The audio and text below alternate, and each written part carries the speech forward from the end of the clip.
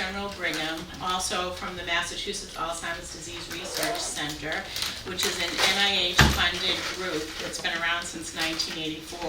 And our main mission is to really find a cure for Alzheimer's disease and Alzheimer's disease-related dementias, okay? And there's a lot of confusion about dementia and Alzheimer's disease and a lot of information swirling around. So I'm hoping today that I can help answer some questions for you and also make you advocates to let people know about the services that we have available, and hopefully we can help and support some people in the community. Does that sound good to you? Mm-hmm. Okay, great.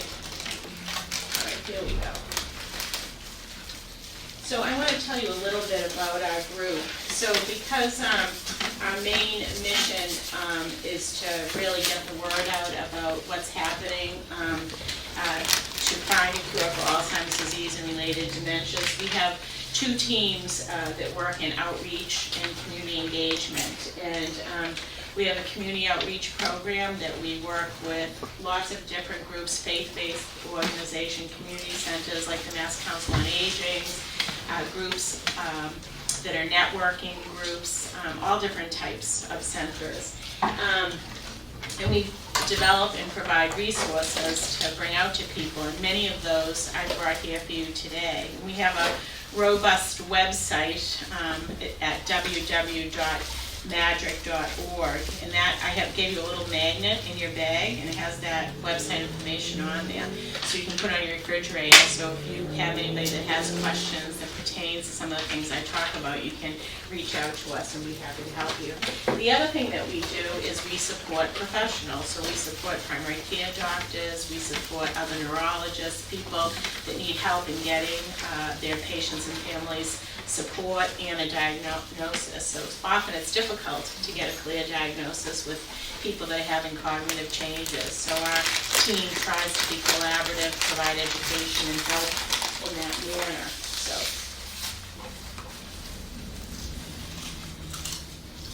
So today we're going to talk a little bit about cognitive changes, when it's normal aging, as you age you have memory changes, and when that's normal, and when it's not, and when it should be conserved, and when it's Alzheimer's disease, when it becomes a disease, and why that is a problem, and you should be talking to your doctor about it to get an evaluation, and how do you get help, and how do you find additional resources to support you. So those are the key things that we'll be covering. So we know this is a problem because the Alzheimer's Association collects a lot of information on what is happening in Alzheimer's disease, and they tell us that every 65 seconds someone in the United States is developing Alzheimer's disease, and we know that 1 out of every 3 people over the age of 85 is at risk. So we have a tsunami of people with cognitive changes happening as we age. And the biggest risk factor really is aging, right? So as the population ages, we expect in 2050 to have 1.56 billion people 65 and older. So we need to pay attention to this because this is bankrupting our healthcare system. It's an incredible burden on caregivers, people who are caring for people with dementia. And we need to find better ways to support people. And that's what our group really wants to do. They want to get in front of it. They want to find new medications that will someday prevent and treat this disease. So let's start by talking about when memory is normal and when it's not. So as we age, we know changes in the brain occur. The changes in the structure, in the white matter integrity, and what's happening in the neurochemical changes. So we know that we change. We all have moments, right? How many of you, I park my car and now take a photo of where I parked my car, so because I'm busy and will forget where to come back. Do any of you, does that happen to you? Okay. How many times have you thought of a word and you replaced it with another word? Yeah. Okay. Yeah, I'm 65 this year. I've been doing that since I've been probably 50. So I think we do that, right? So that's normal changes. That's to be expected. I have friends that say, oh, I can't believe that, I'm so worried, but that's normal. And other things that are normal, is once in a while you might make a bad decision. You might say, oh, why did I do that? That was really dumb. Or missing a monthly payment, right? Especially if you're not on an electronic payment system. Or forgetting which day of the week it is and then remembering later. If you're retired, you might not keep track of every day and have to ask about it. Not a terrible thing. But if you're unable to manage a budget, right, that's a bigger issue. Or if you're losing track of the month and the season, and you don't know what season it is, that is a much bigger issue. Losing things from time to time is okay, but misplacing things and putting them in unfamiliar places, like I'll give you some examples. Patients have put their dentures on the side of a couch, okay? We wouldn't normally do that. Or keys in the refrigerator, or putting things in strange places and not remembering why you did that or what's going on. So those are the kind of things we want to keep track of. And when do we know that that's a serious problem? So when you have somebody that you love and they keep asking you the same questions over and over. You recently tell them, we're going to John's, and then we're going for 2 cheese to get a pizza, and we're going to do this. And then they leave the room and come back and say, where are we going? And, and then you tell them again. And then you go to the bathroom, you come out, and then they ask you again. So if they're asking you 3 and 4 times the same thing, you've got a problem on your hands, and that person needs to talk to somebody about getting a cognitive evaluation. Also, people that are getting lost in places that they've known very well, particularly if they're driving, right? And they are driving to the mall, and they always know to take a turn on Route 9, and now they no longer do that, or they're turning in the opposite direction.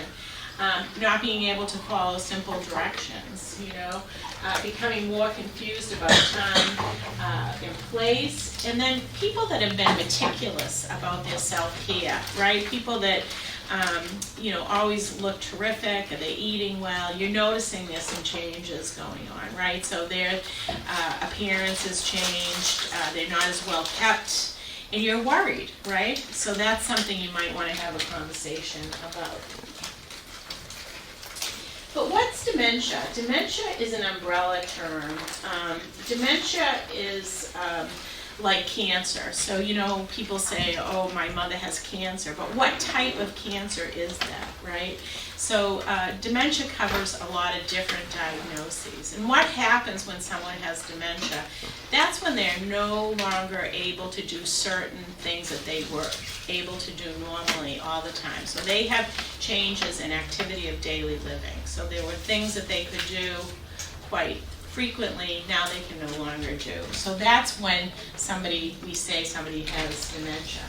And you can see a healthy brain to the left, and then you can see somebody with Alzheimer's disease to the right. And you can see the shrinkage and the changes and the destruction that's occurred because it's a brain disease. And you can also see that somebody with severe Alzheimer's disease, the blue, which is the scan, the PET scan, the amyloid PET scan that they've done, will really light up when they do that evaluation. And if they have mild to moderate, it's a little less severe. But also you can see it in people who are preclinical. So that's people that really haven't started developing symptoms yet, right? So we know now, because of the research that our team has done, that this disease, Alzheimer's disease, can start to occur 15 to 20 years before people have changes. And it's really exciting because our research now is getting in front of that. We're doing research in prevention, which is going to make a big difference. A lot of the research that we've done over the years has been when people have already had significant disease of the brain, and we weren't able to help them because it was too further along. We're doing things much earlier now in research, so that's an exciting new development to let you know about.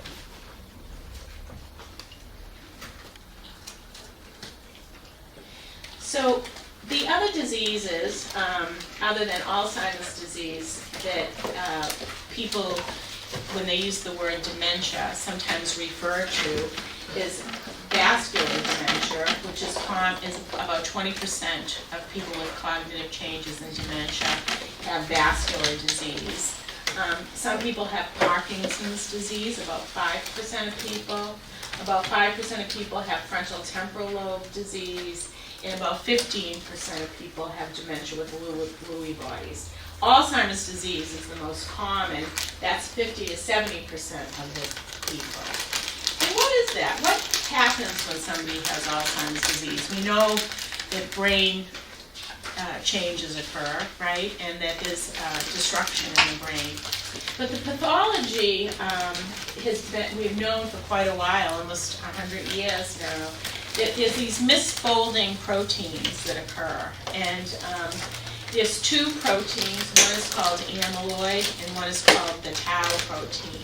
And the amyloid protein misfolds and too much of it accumulates. And someone has described it to me as being like saran wrap, that it all gets clumped up together. You know how if you get a piece of saran wrap and you can't pull it apart?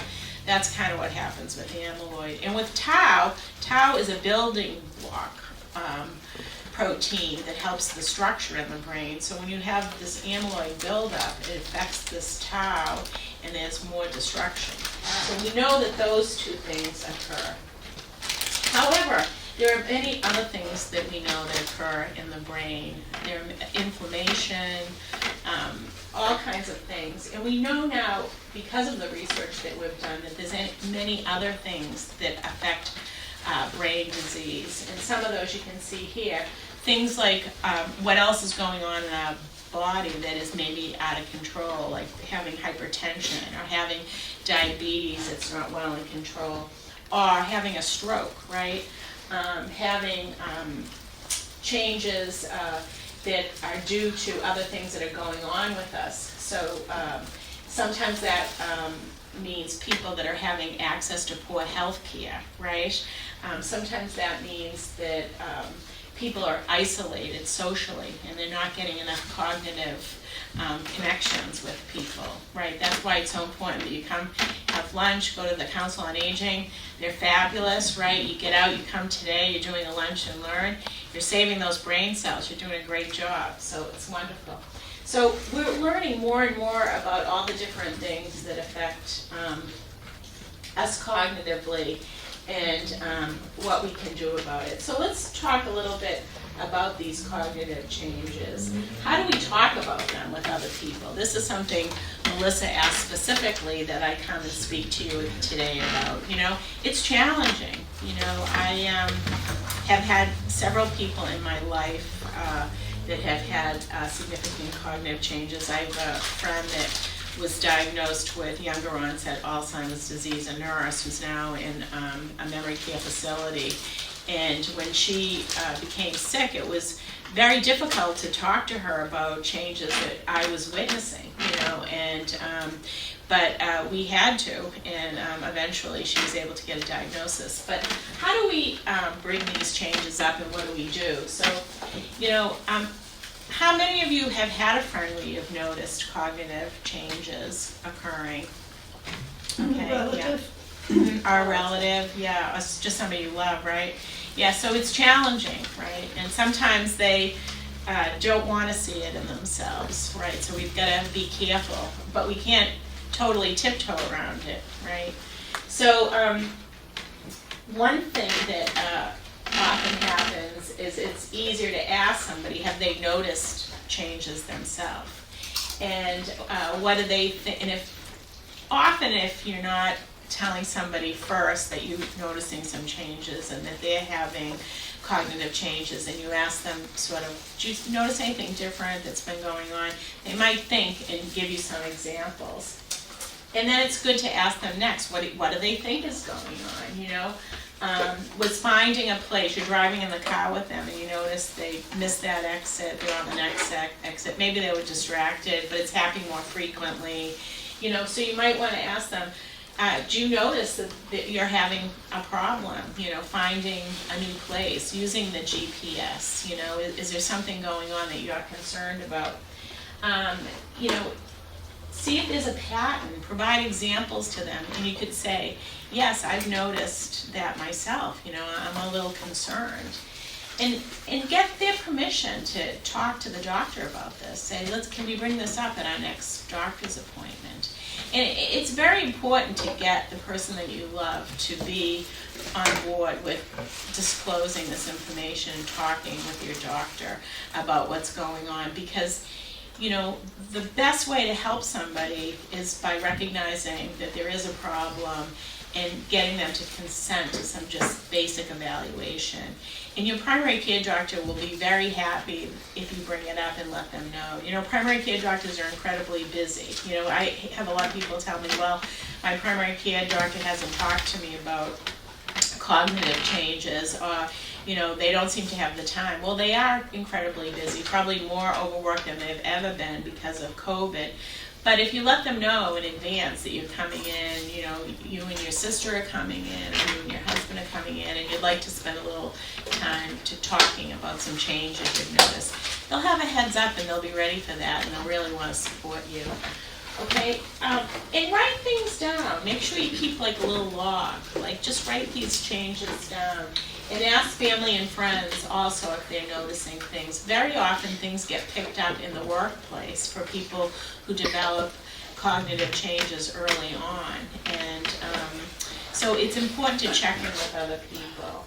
And it's okay to just get a baseline cognitive evaluation. It may be that nothing is going on, right? It may be that they're fine, but getting a baseline cognitive evaluation is okay to do, and it's a place to start, particularly if you have a family history of Alzheimer's disease or related dementia. And why should we do this? Many people say, well, we don't have a cure. Why? Why bother doing it? Because there might be something else going on, first of all. Some cognitive changes are reversible. They're due to infection. Somebody might have an infection going on. They might have a competing medical condition. They might be depressed or anxious, and it's affecting them cognitively, and they need to be supported and get medication for that. The other thing that happens quite often that you want to check with is medication management.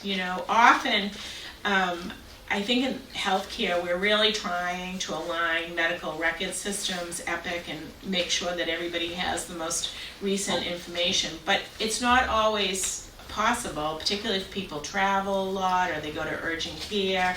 They might be prescribed different things that your doctor isn't seeing. It's a very good idea when you go in to see a doctor to bring all your medications so that they can take a look at them and make sure there's nothing competing, there's no problems. Just have them take a look. Because sometimes poor medication management can cause cognitive changes. So it's important to be on top of that. So how do you get help? Well, the first thing, as we've discussed, is talk to your doctor. And it may be that your primary care doctor doesn't have specialty support to do a full cognitive evaluation if you're concerned. So he might refer you to a geriatrician or a geriatric psychiatrist or a neurologist. I work with cognitive neurologists who are specialty neurologists who do evaluation, or a neuropsychologist, right? They might refer you to somebody to get additional evaluation to talk to them. And that's okay, that's okay.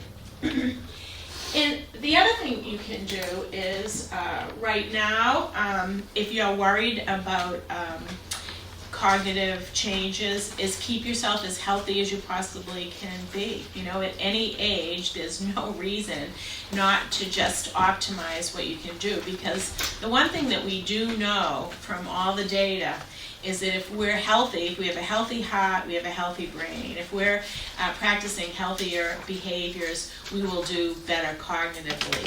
And this has been shown in all these different areas. So for example, physical activity, walking, staying active, often they talk about aerobics and getting your heart rate up and how that will help improve cognitive changes over the time. But many of the doctors that I work with just say, well, if you're walking a half a mile now, try to walk a mile. Just push it up, do a little bit more than you've done before, and that's going to help. The other thing is good nutrition, right? Eating a good diet, like trying to stay away from saturated fats. The Mediterranean diet has always been a good choice for folks. It continues to be so. Staying socially active, like you're doing now, being engaged with family and friends, volunteering, doing new cognitive activities. So you don't, read a different book. If you always read mysteries, read a novel that's different, a different type of book. Take a course, learn something different, something that you haven't done. Do something that'll challenge you a little bit. Get enough sleep. We know that one of the misfolding proteins, amyloid, in the evening when people sleep, that amyloid is processed out of your brain normally as you sleep, So if you get enough sleep at night, that really makes a difference, and that helps, and more research is going on around that. We have several studies looking at sleep.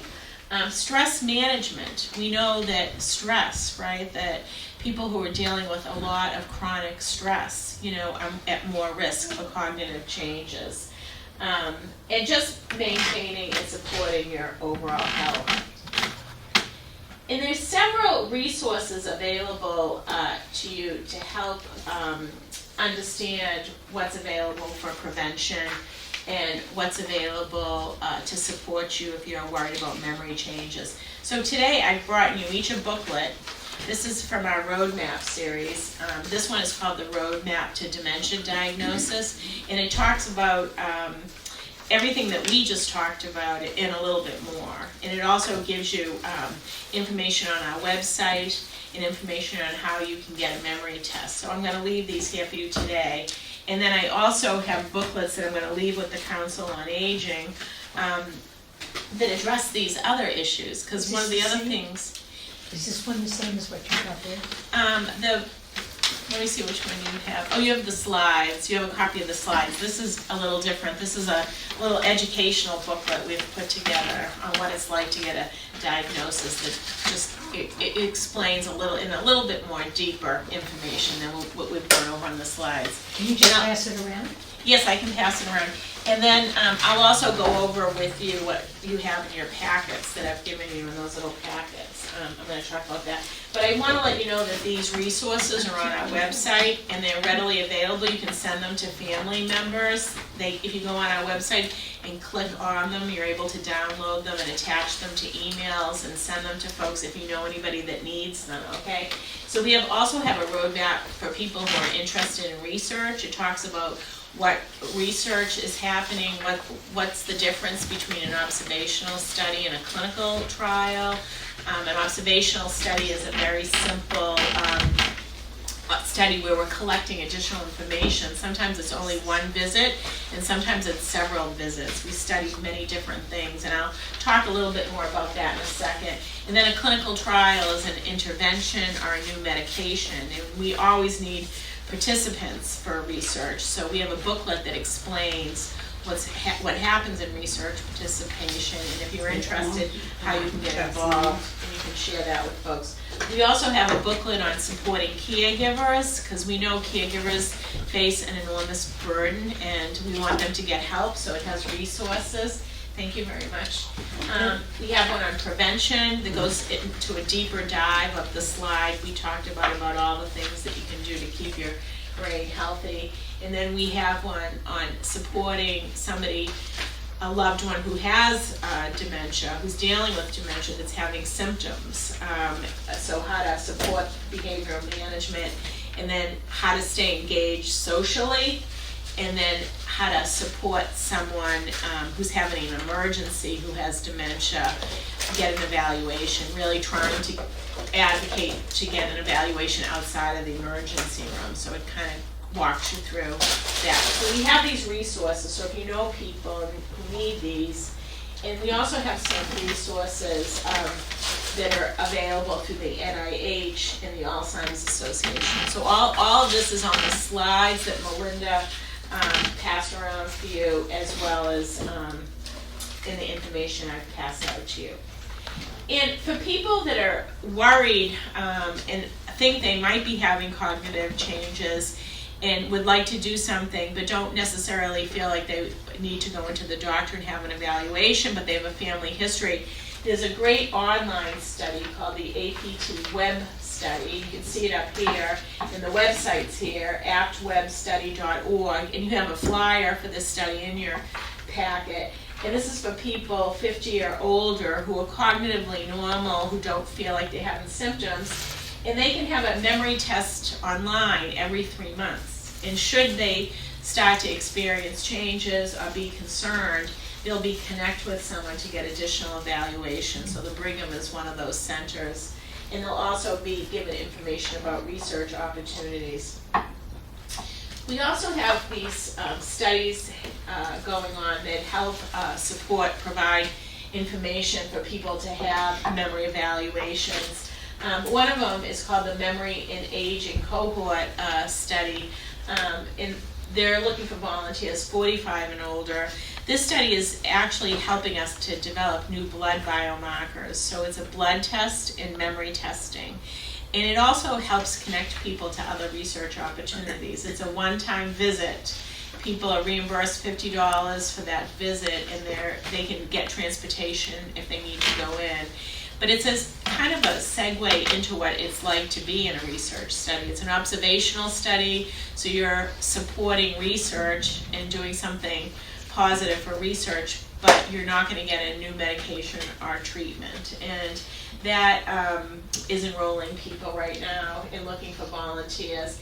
And then we have a study also called Memory and Aging Study, but this is the longitudinal cohort study. And this study has a bigger mission. This study is actually looking to sort of identify more issues and problems and understand what's happening with people that develop neurodegenerative diseases. And it has quite a few people enrolled in it already. And they are looking for minority candidates, because we know right now that Alzheimer's disease affects individuals who are Black, almost 2 times the number than white individuals, and Hispanic individuals 1.5 times more. So we need to do a better job at including them in research. So this study is really looking for people who are minority candidates. So if you know of anybody who's a Spanish speaker that might be interested, please pass this information on to them, because we have not done a very good job at getting this information out. We really want to do that. So thank you for being advocates and sharing it. So, and the biggest barrier for people is really transportation for these studies, so we do provide transportation. And I don't know how many of you, most of the folks that I work with do one or the other, but they don't do all these different things. But we have a social media person now that tries to get the word out, because we're actually looking for people of all ages. We have close to 40 studies happening at our center. We have about 15 clinical trials where we're looking at a new intervention or a new treatment, and then we have over 25 observational studies where we're trying to learn something new about what's happening, or how to better manage the disease, or how to develop new improved tools, or understand what's happening like in sleep or exercise or other areas. So we have a lot. And on our website, if you go to our website at www.madrick.org, and that's on a little magnet that I gave you that's in your bag, you'll see we have a joint study page that talks about all the different types of research that we're doing. So that's really how we're trying to change the trajectory of this disease. And some of the most exciting studies are in the area of prevention. And some of you might have heard in the news about a new medication that is going for approval, which is exciting, because there was one that was approved recently that hasn't gotten CMS approval and is not available, but this one looks more positive, the results look more positive, so it's very exciting. And one of our prevention studies, the AHEAD study, is using that medication in its prevention study. And these are for people that are cognitively normal, that aren't having changes, that are getting an infusion of a new medication to see if it'll make a difference. And we have several research ambassadors, research participants that help us with education and outreach, and they are very excited. Some of them are on another prevention study with a different medication, and they often come out and talk with us. The topic today was really on how to talk about change, as it wasn't about research, but we could always have someone come back and do a talk for you more about research and all the things happening in research.